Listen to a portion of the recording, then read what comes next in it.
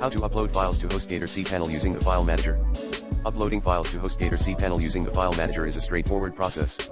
Here are the steps to upload files. 1. Log into cPanel*. Open your web browser and go to your cPanel login page.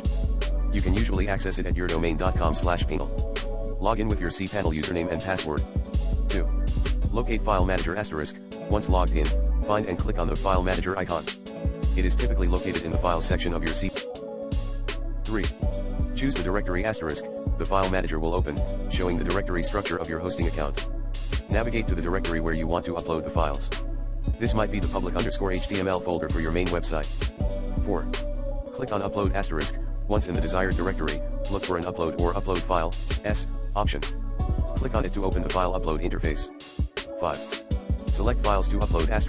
In the File Upload interface, you can either drag and drop files or click on the Select File button to browse your computer for files. Choose the files you want to upload. 6. Upload Files*. After selecting the files, click on the Upload button. The files will be uploaded to the specified directory on your server. 7. Verify Upload*. Once the upload is complete, you should see a success message.